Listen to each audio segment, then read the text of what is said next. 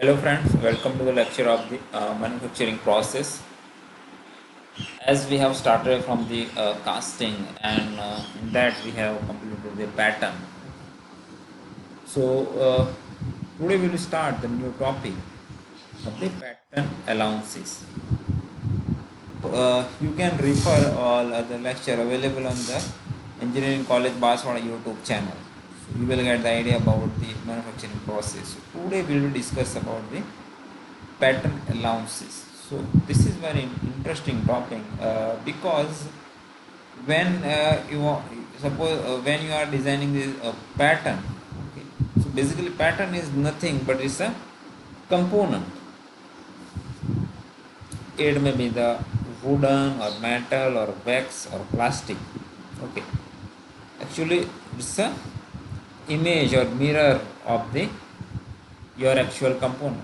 So the pattern must have good surface finish, exact dimension, so you can actually translate that transfer that things to the final casting product.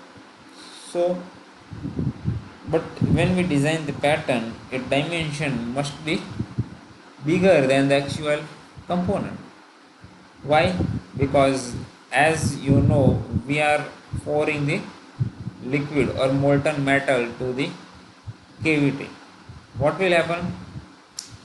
As it will solidify with the time, it will contract. Actually, when we heat or when we melt the metal or any material, it will expand. But in the reverse case, it will try to contract. Means its dimension will reduce. So when you design the pattern, you have to take care of the other allowances dimension because it's a metallurgical and mechanical effect. Okay, so we will discuss which allowances you have to take care during the designing of the pattern. A pattern is a large in size as compared to the final casting. Okay, because it carries certain allowances due to the metallurgical and mechanical reason. For example, so here you can see shrinkage allowances is the result of the metallurgical phenomenon, whereas the machining, draft, distortion, shake and other allowances are provided on the pattern because of the mechanical reason. I explain the one reason, like suppose you have created the uh, mold. Now from that mold you want to produce 100 component. Okay, now suppose you have not allowed the draft. Means the line is not at the 90-degree, it's at certain angle. So it is very easy to remove from that mold. Okay, so suppose we have not provided the draft to the pattern. At that time what will happen after the uh, removal of the component or removal of the pattern?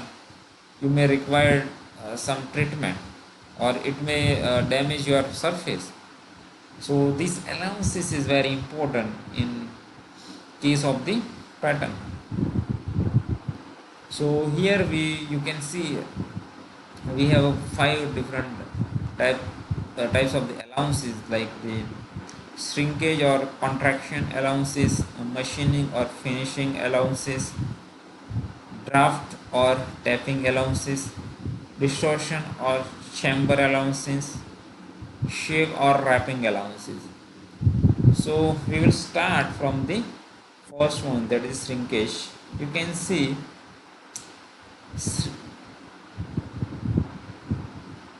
shrinkage allowances we are using because almost of cast metals shrink or contract uh, volumetrically on the cooling. So as we have discussed, when you apply the heat it will expand, and if you release the heat it will contract. So it's a basically volume contraction. So you require more material or oversized dimension to compensate that volumetric contraction. Okay, the metal shrinkage is of two types. First one is the liquid shrinkage and second is the solid shrinkage. It refers to the reduction in the volume when the matter changes from the liquid state to the solid state at the solidus temperature. To account for the shrinkage, riser which feed the liquid matter to the casting are provided in the model. So here you can see that you can understand, like in riser we have excess material.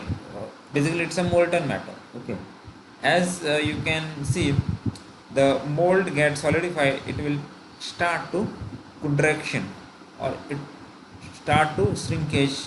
Okay, so its shape is reducing, but we have some molten metal in riser, so it will supply it to the material. It will supply material to the mold, so it will uh, compensate that solidification or shrinkage. Second thing is solid shrinkage. It is referred to the reduction in the volume caused when the metal loses temperature in the solid state. First one you can see it's in the liquid state, but and it is also shrinkage due to the phase change. First phase is liquid and second phase is the solid. So it will lose some dimension. So now in second case, after the solidification, you have a solid, but at a certain high temperature. So that is also possible of the shrinkage. So here we are allowing the over dimension to compensate the shrinkage in the solid state.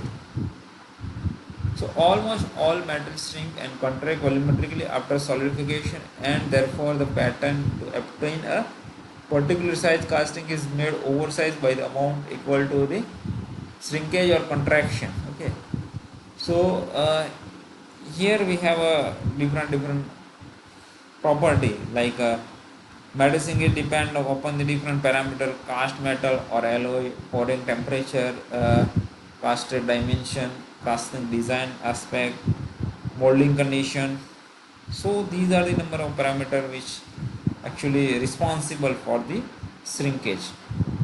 So here you can refer how much allowances is provided with the different material. Now second is the machining allowances.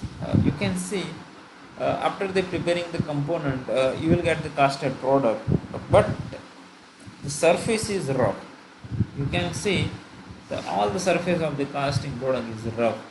So you need to do some post operation. We can say this is a primary manufacturing process, but the machining is a secondary manufacturing process. So you have to perform some machining operation on the final product. So that is also you have to take care during the designing of the pattern. So casting get oxides in the mold and during the heat treatment scale, and thus formed need to be removed. It is the intended to remove surface roughness and the other imperfection from the casting. It is required to achieve exact casting dimension. Surface finish is required on the casting. So these are the number of parameters, like outer surface is oxidized because it will be in the connection with the oxygen, so it will get oxidized, so it will be removed. So some excess material should be removed from the casting part to get the exact dimension. So you have to provide the oversized dimension to compensate that machining allowances. So you can see number of factors, like nature of the metal, size and shape of the casting, type of the machining operation to be employed for the cleaning and casting condition, molding process employed. So these are the some metal, and here you can see the allowances.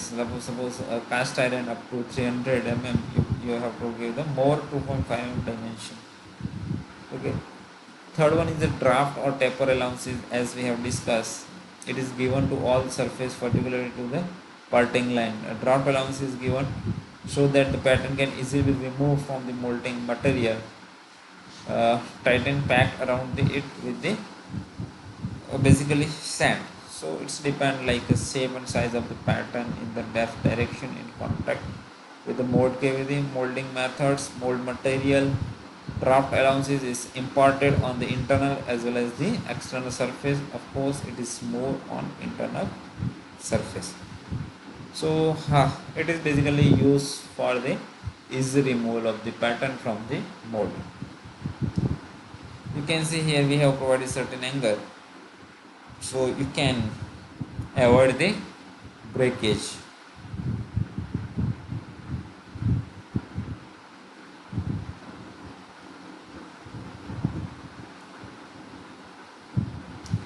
Here you can see here we have not provided any draft angle, or here we have provided any draft angle, so you can easily remove the pattern from the mold without damaging the parting line or the outer surface.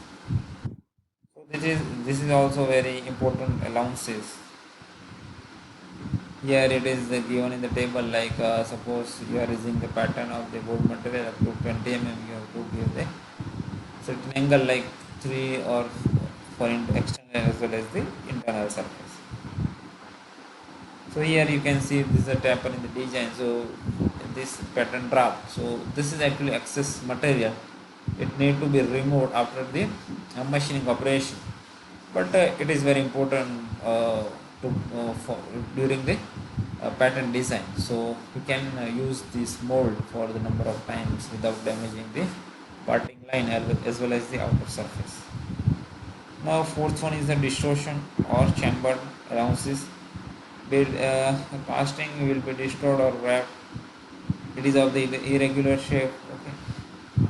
All it part do not shrink uniformly. Some parts shrink while other restricted. So it is U or V shape arm cut. So you can read this because it's very simple. Like your required casting shape is a rectangle or is a I section. So uh, distorted casting or chamber pattern. So you can see solidification start from the one point, so it will actually uneven, or it may be the uneven at the all the locations. Suppose you have 100 mm length, or you have a cube by 100 by 100 by 100, but it may be possible that you will not get the exact shape because some distortion may be there due to the solidification time. Okay, or at certain point solidification will start and it will actually restrict to get the original shape. So these are the some casting defect distorted and the chamber, so you have to provide some allowances so it can compensate this type of effect. So you can refer this slide also, you will get some idea. Now fifth one is the shake allowances. The pattern shaken or wrapped by the striking the same with the wooden piece from the side by side. So this is done so that the pattern is little too loose in the mold cavity and can be easily removed. So this is very common that we are hammering the outer surface of the mold to get the pattern, or we can say to separate the pattern from the mold. So we are applying the external force. In turn, therefore, wrapping enlarge the mold cavity, which result in the bigger set casting. So V allowance is provided on the pattern. The pattern dimension are kept smaller in order to compensate the enlargement of the mold cavity due to the wrapping. So up to this, we have discussed all the things. So you can refer all five allowances and you will get some idea about the pattern allowances, and this have to be taken care in the designing of the pattern. So, thank you.